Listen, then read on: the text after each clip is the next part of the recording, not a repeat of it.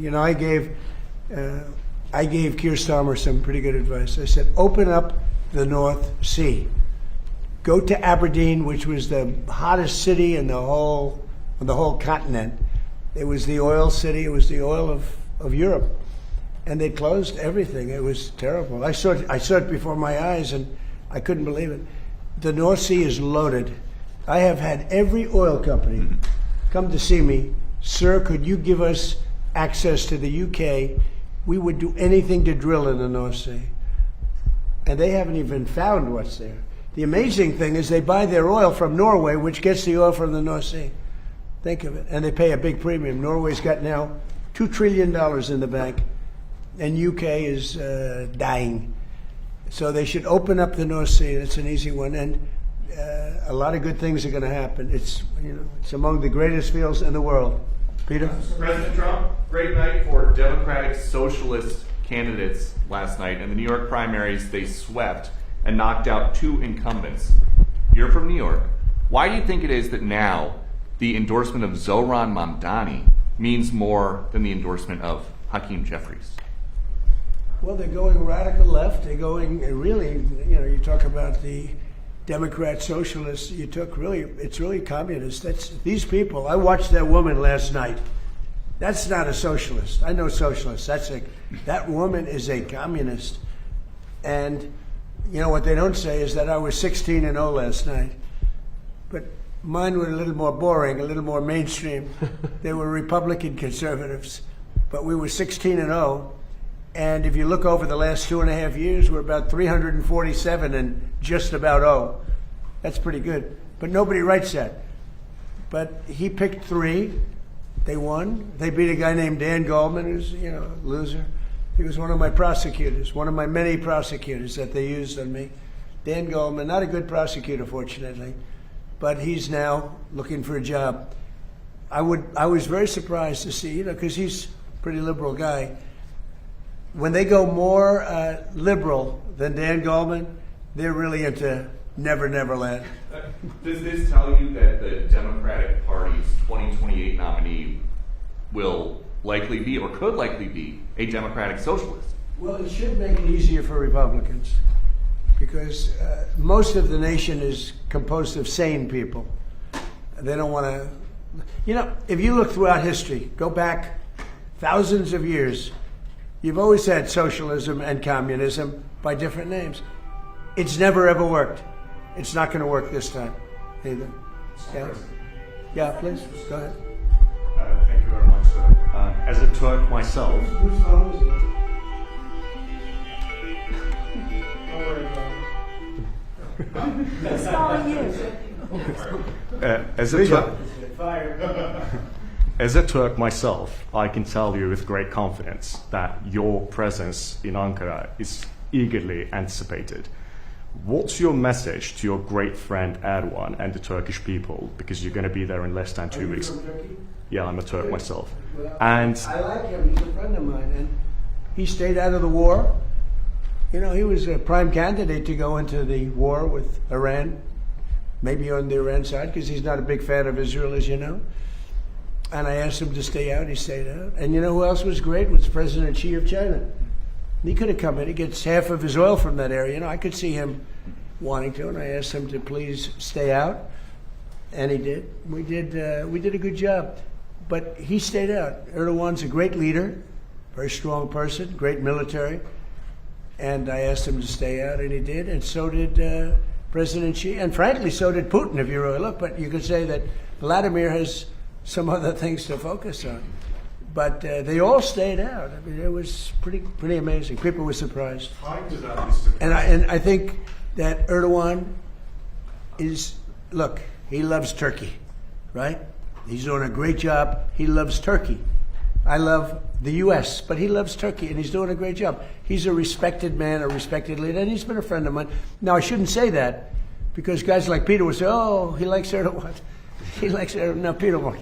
Peter doesn't get it. Some of the others, let's say. But Erdogan is a strong man, but he's been everything I've ever asked him for, he's done. Mr. President, Mr. Secretary General clearly pointed out that allies want to do defense business with you. and Turkey is definitely one of them. They want the F-110 jet engines, and they want the F-35 fighter jets. Are you going to Turkey with a big gift bag for Erdogan? Yeah, I think so. Look, he's a member of NATO. Some people don't consider himself, but he really is.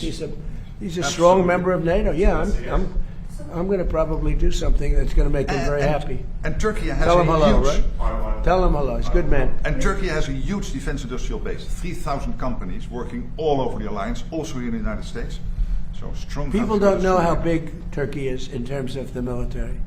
It's a very strong. They have a lot of our equipment. A very strong military because of him. Yeah, please. What are your expectations, sir, about this meeting in Ankara? What do you think?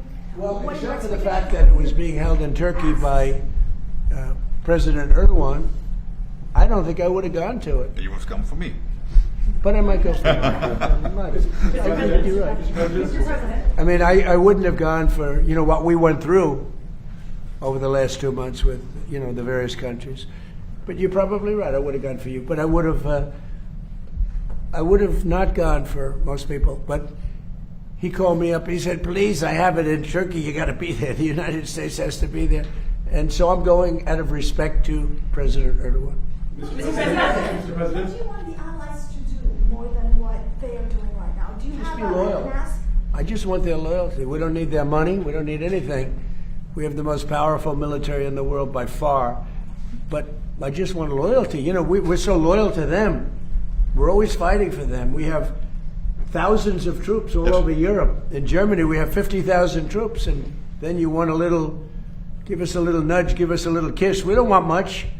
And they say, no, we can't do it. We're paying hundreds of millions of dollars for the troops that we have in Germany, the troops that we have in UK, the troops that we have all over Europe. I will say Poland was very good. I endorsed him, and he won. By the way, many people that I endorsed outside of the United States won. You know that, right? Do you know we had a big win yesterday with Colombia, a favorite place of Marco. Marco loves Colombia, but no, I endorsed a man who was, the end, and he won. But the same thing in Poland. He was number 10. I endorsed him. I didn't like the man that was the president at all, and I endorsed him. He was a fighter, a big fighter, a good fighter, and I endorsed him. He came from 10th place and he won, and they say it was the biggest upset in Europe in 50 years for a major election. And you know what? He's going to be a great president of Poland. Mr. President, but we have many people, South America, but we just the other day we endorsed somebody, that El Tigre. They call him El Tigre because he's tough. He's another fighter. I like fighters again. Mr. President, you like but winners. He won. Mr. President, you like winners. Do you think President Zelensky is winning right now? You famously. Well, he's doing pretty well. Look, no matter how you look at it, he's doing pretty well. He's holding his own at least. A lot of people dying on both sides, but I think he's doing pretty well. You got to hand it to him. Can I ask you? Look, you have to say he's courageous. He's got great equipment, but he's got great men. He's got fighters. And can I ask you one other question? Yeah. Have you seen the report into the Minab school attack, sir? Could you tell us? I have not seen it, no. Why not? At some point, well, I have to wait for it to be complete. I don't know that they're ever going to solve that problem. I mean, you could ask Pete, but I don't know that they're going to say it was one of our missiles. Pete, I don't know that they're ever going to solve that problem in terms of whose fault was it, because there were missiles flying all over the place. So you won't accept and it's that? horrible what happened, but there were missiles flying all over the place. And somebody said it was our missile.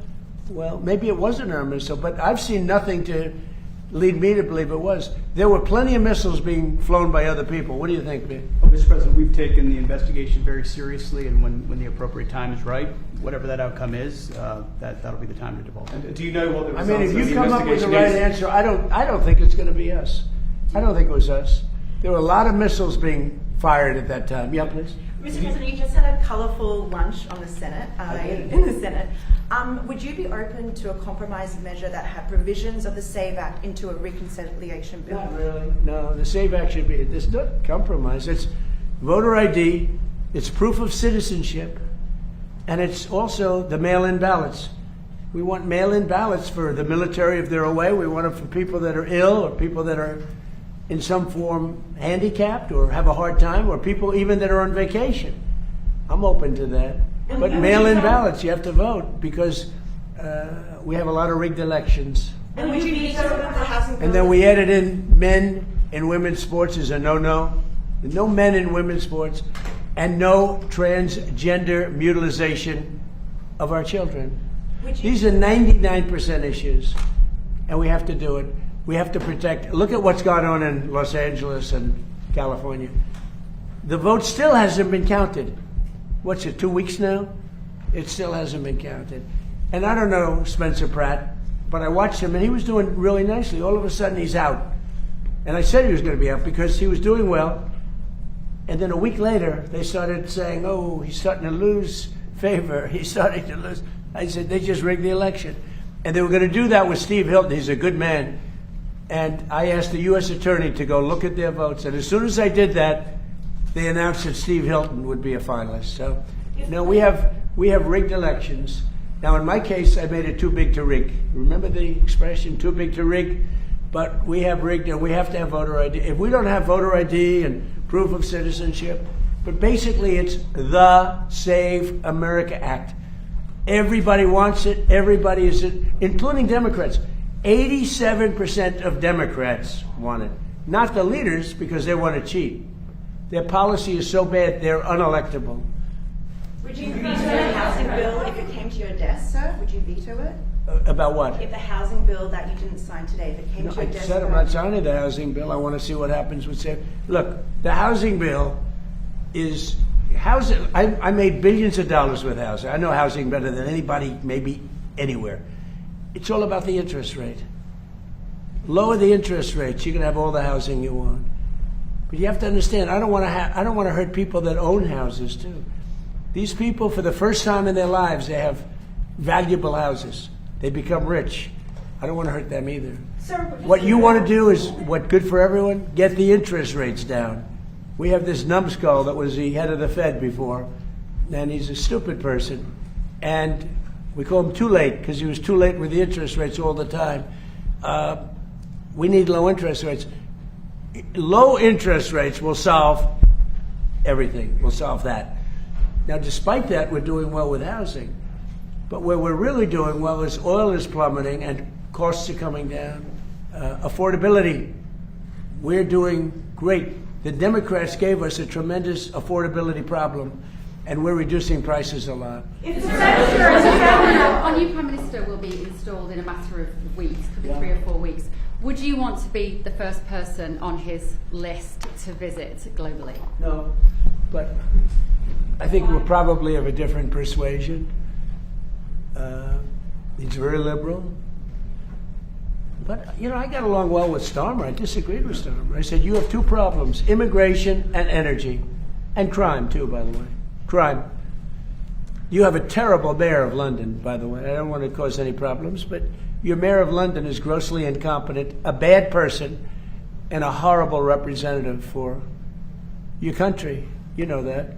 That's why you're smiling and laughing, and it's true. But you know that. The mayor of London is a horror show. But you have a crime problem. You have an immigration problem. The immigration helps cause the crime, by the way. And you have a tremendous energy problem. You're building stupid windmills all over the country, and they don't do the job. You have the greatest oil field in the world, one of them. It's called the North Sea oil. All you have to do is bid it out to Exxon, Chevron, Shell, British Petroleum. They're begging to go there and pay billions of dollars. And because the left is so crazy, they don't want the money. And the country is losing, your country is going to go bankrupt. Think of it, you have one of these, now most countries don't have that. You have the North Sea oil, and you have the best part of it. Think of it, you go to Norway, who doesn't have the best part of it, and you give them, and they have $2 trillion in the bank. They have $2 trillion, maybe more, because the UK pays them all this money, and others. But you have one of the greatest fields, and I told this guy 15 times, and he wouldn't do it. I said, you're going to lose your prime ministership. And he did. In fact, I called it about 3 days early, right? Remember I said he was leaving? I wonder if that nudged him out. Mr. President, on Ronald Lancer, Would you block a final Iran deal if it included any kind of fees on shipping or maritime activity in the It would Strait? be unacceptable to me because we have numerous straits, and if you did that for them, you'd have to do it for other people. You have other straits. I wouldn't allow it there either. Yeah, it would be a game changer. And have you made progress on munitions building in Europe? That's obviously something. Yeah, we always make progress. Some of the countries that he represents are as good as him. He's great. They're lucky they have him. They're lucky they have that guy. And the production. Okay, behind you. How do you think that Congress voting to end the war with Iran, even in a non-binding way, impacts your negotiations with Iran? So we're doing great in our negotiations with Iran. Right in the middle of one of the key things, which we're going to get anyway, we have breaking news. The Senate has voted that they'd like Trump to stop the war. So Iran sees that and they go, what's that all about? Now, you know it's meaningless, right? But I had lunch with them. We had 4 Republican senators and all Democrats. You know, Democrats, they want to lose the war because they're stupid. That's why we call them Democrats, you know. I no longer use the E. I've changed the E into a U. We call them Democrats. They're dumb. Their policy is so bad. That's why they have to. They are opposed to the Save America Act because they don't want voter ID. They don't want proof of citizenship. You know why? Because they have to cheat. Their policy is so bad that if they don't cheat, they wouldn't win an election. They're phenomenal cheaters, and they stick together. But you know, the people, the Democrat people, are 87% in favor of the Save America Act. Yeah, please. Thank you, Mr. President. Last night, of course, you know, as Peter pointed out, we saw the Mamdani back candidates win in Jeffries and Schumer's backyard. You told me in October that Schumer was gonzo and that Mamdani was the leader of the party. Does the last night's results affirm that assessment? And well, Schumer's lost his way. He's become essentially a Palestinian. I think it's the greatest transformation of a political position I've ever seen. Chuck Schumer, who was a strong supporter of Israel, and he's become 100% Palestinian. In fact, I've asked for a beautiful, beautiful silk outfit to be sent in the Palestinian tradition. I'm going to send it to him as a birthday present. Now, it's the greatest transformation of a political ideology I've ever seen. Chuck Schumer is Jewish, and he was a strong supporter of Israel. Not that strong, because he let the Obama, even though he was opposed to it, he let the JCPOA get through. He could have fought that harder with Barack Hussein Obama. Have you heard of him? So, but Chuck Schumer's a Palestinian now. Sad. Do Democrats have a problem on their hands now that, you know, Obama and Mamdani, they're two true leaders, neither of them can run for president in 28? Well, you know, Mamdani was here, as you know, twice.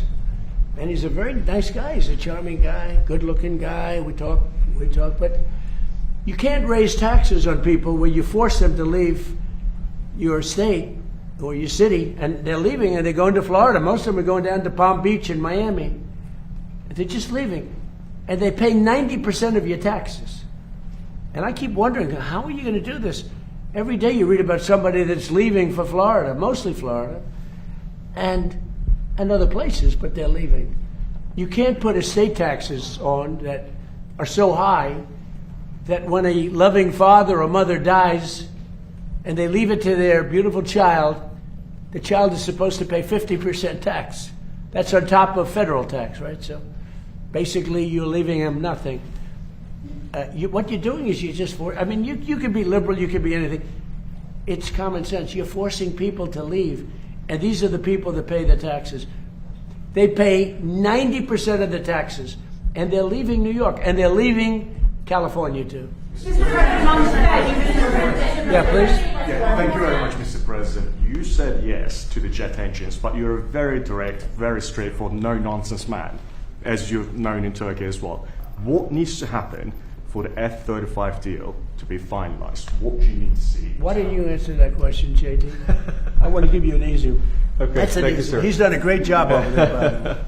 Well, I know that Pete and the entire team are reviewing this right now because there are certain things that we have to certify that have happened in order to comply with American law. The president has asked us to do that. We're running the traps and confirming that's happened. This is really a congressional thing and ensuring that Turkey has complied with American law so they can get the F-35s. And of course, we'll announce that when we have We're that, going to work on that this. reusable. Yeah, we're going to work. Look, hey, he's a man he's a little controversial, but I am too. But I know him. I think he's a very good person. He's helped us a lot. Anytime I've helped, like as an example, I said, I'd love you to stay out of the war with Iran. That's a natural for him, right? He stayed out. I like him. A lot of times when they have a problem with Erdogan, they call me and they say, would you talk to him? They'll call me. They'll say, could you do me a favor and talk to him? You have a question in the back? No, yeah, in the back. I love your questions, but you asked a lot. Thank you, Mr. President. Thank you, Mr. President. Earlier today, you instructed your Department of Justice to do an investigation for oil companies that you said gas prices were not coming down quick enough, and you are concerned that there is price gouging going on, taking advantage of the crisis. Sir, can you elaborate on that? So it's ExxonMobil, it's Chevron, it's Shell, it's BP, it's a lot of them. The gasoline or the oil prices have come down so much, and we are not seeing anything at the pump by comparison to what it should be. We should be, in my opinion, at $2.25 right now at the pump. And we're higher than that. And we are doing a big investigation on it, yeah. They're not reducing the prices commensurate with what's happening. Look, we are sending out, think of it, 19 million barrels came out yesterday. That is a flood. That's like a gusher. That's an oil gusher. And they should be much lower, the gasoline prices, which really is what people see more than anything else, but for their car. But the gasoline prices should be much lower at the pump. And the oil companies are possibly gouging. I hope they're not, otherwise they're going to be in big trouble. They're going to be in big trouble. We're not going to play games. Have you spoken to them, sir? Have you spoken to the oil executive today about this? I told them, don't gouge our people. Mr. President, there's a report that you're going to present the World Cup at the front, like the final. I am. Well, I've been asked to by soccer, by football, by Johnny. Johnny's done a great job. By the way, how hot is this? And the Dutch are doing very well. How hot is it? You're doing well. We're doing very well. No. Maybe we'll play you in the finals. No, but how hot? And they'll have to beat it. How hot has it been? It's been great. You know, they came to the United States, which isn't a big, as they would say, football, but we can't because it's too confusing. We say soccer, but it's not very big at that. And this is the biggest they've ever had. They've never had anything like it. The numbers are bigger than any number, and there's great spirit. There's tremendous. The Dutch spirit. king and queen. I think Johnny has done a fantastic job, and yes, he has asked me to hand out the cup.